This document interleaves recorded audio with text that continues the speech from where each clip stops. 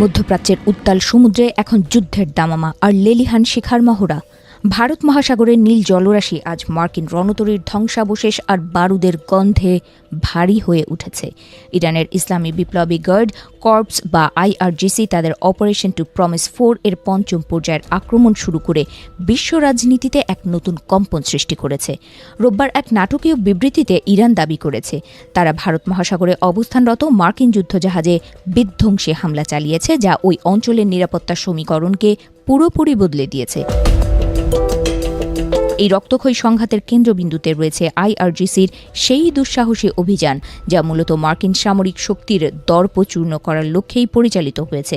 কুয়েতের আবদুল্লাহ আল মুবারক অঞ্চলে অবস্থিত মার্কিন নৌঘাঁটিতে 4টি ব্যালিস্টিক ক্ষেপণাস্ত্র এবং 12টি ড্রোন দিয়ে চালানো এই হামলা ছিল অত্যন্ত সুনিপুণ।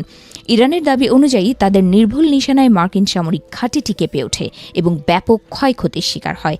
এই হামলাটি কেবল একটি সামরিক পদক্ষেপ নয়, বরং এটি ছিল ওয়াশিংটনের প্রতি তেহরানের এক চরম হুঁশিয়ারি। ভারত মহাসাগরের বুকে MSP শ্রেণীর জাহাজটি মূলত মার্কিন রণতরীগুলোর জন্য গোলা বারুদ বহন করছিল। সেটিও ইরানের রোশানল থেকে বাঁচতে পারেনি। জাবেল আলী অ্যাঙ্করেজে অবস্থানকালে 4টি আত্মঘাতী ড্রোনের আঘাতে জাহাজটি পুরোপুরি অকেজো হয়ে পড়ে।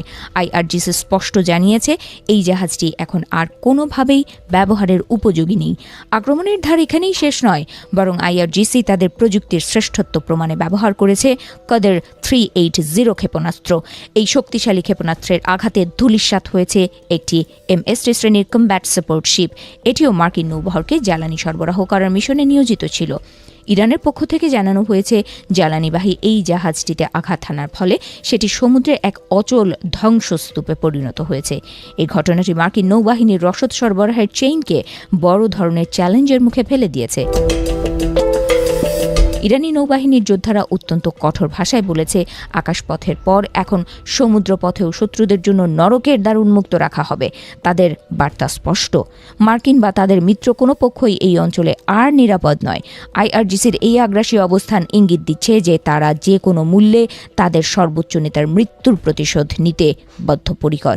বিশেষ করে আয়াতুল্লাহ আলী খামেনির প্রয়াণের পর ইরান এখন আরও বেশি বেপরোয়া হয়ে উঠেছে। এদিকে ওয়াশিংটন থেকে ভেসে আসছে পাল্টা হুঙ্কার আর চরম উত্তেজনার খবর। মার্কিন প্রেসিডেন্ট ডোনাল্ড ট্রাম্প এই হামলার পর চুপ করে বসে থাকেননি। তিনি তার সামাজিক যোগাযোগ মাধ্যম ট্রুথ সোশ্যালে ইরানকে উদ্দেশ্য করে এক নজিরবিহীন হুঁশিয়ারি দিয়েছেন। ট্রাম্প সরাসরি বলেছেন যে ইরান যদি আর কোনো আঘাত হানার চেষ্টা করে তবে তাদের এমন শক্তির মুখোমুখি হতে হবে যা আগে কখনো পৃথিবী দেখেনি। ট্রাম্পের এই বার্তা সংঘাতের আগুনকে আরও উস্কে দিয়েছে। ট্রাম্পের এই কঠোর প্রতিক্রিয়া মূলত ইরানের সেই প্রতিজ্ঞার পাল্টা জবাব, যেখানে তারা তাদের নেতার হত্যাকারীদের কঠোর শাস্তি দেওয়ার কথা বলেছিল।